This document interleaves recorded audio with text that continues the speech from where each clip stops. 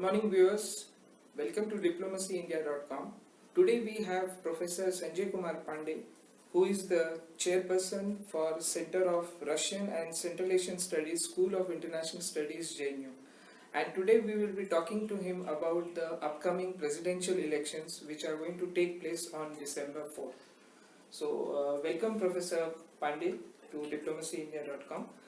My first question would be, how do you see the upcoming elections in terms of what are the elements which make it very special? First, we have to understand that Uzbekistan, in many ways, is the most important country in Central Asia. It is the most populous country.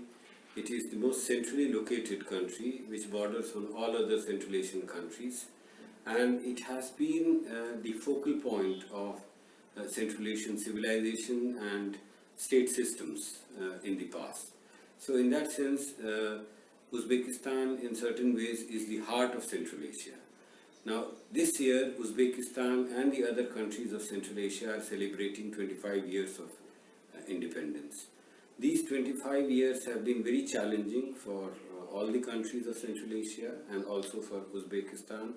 They had to make transition from a one-party state, communist state, to a multi-party, some form of electoral democracy, from a command economy to a market economy. And these challenges were stupendous, to say the least. These 25 years, Uzbekistan and the other Central Asian countries have tried to grapple with these changes and challenges, and I would say their record has been reasonably good and impressive. On this, in this year, 25th year of their independence, the founder president of Uzbekistan, Islam Karimov, passed away. He left behind a legacy of a stable country with reasonable socio-economic development, infrastructure development. So after 25 years, this is a chance for Uzbekistan to show that it is politically mature enough to handle a political transition in an orderly and peaceful way. So in that sense, these elections are very important. Yeah. That brings me to the next question, that when it comes to conducting of free and fair elections, how do you see, after a long time, smooth democratic transition of power in Uzbekistan? Well, I have been a presidential observer twice before. This is the third time that I am going.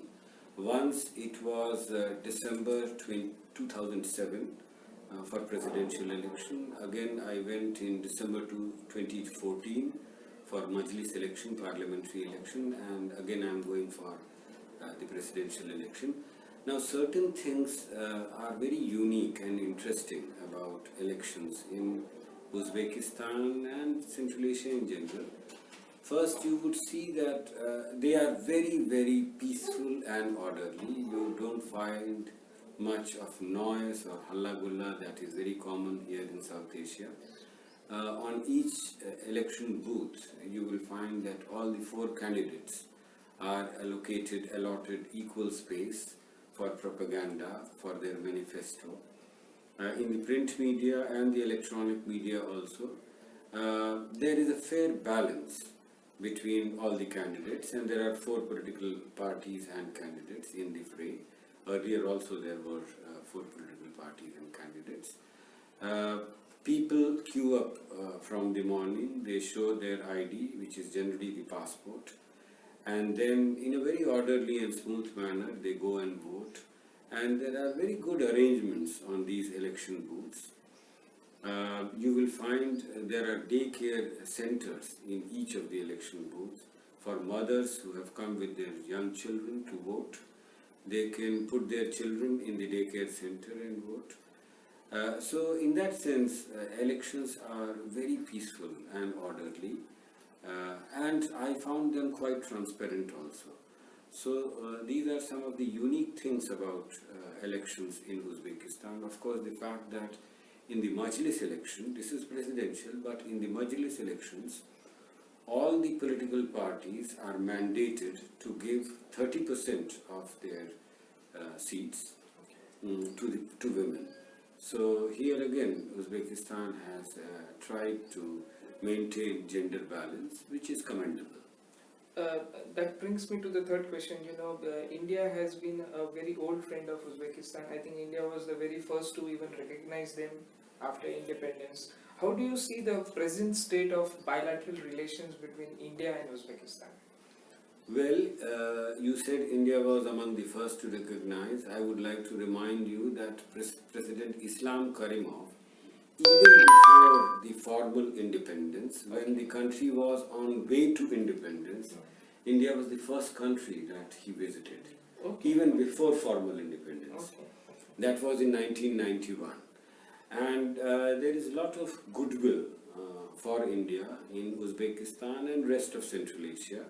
It is because of many factors. The fact that during ancient and medieval times, there has been a very constant flow of people and culture between the two countries, and there are a lot of commonalities. During the Soviet period also, when Central Asia was almost kept aloof from the rest of the world, India was among the very few countries, perhaps the only country with which Central Asian people and leaders could interact. Indian Prime Minister and her daughter Indira Gandhi visited Tashkent way back in 1956. Then again she visited during the Soviet period. So in that sense, India was like an exception, where Soviet leaders would allow Indian leaders to visit Central Asia. Indian movies were very popular, Indian music was popular, Indian cuisine was popular. So in that sense, there has been a lot of goodwill. India's soft power has been really very effective in creating this positive image about India.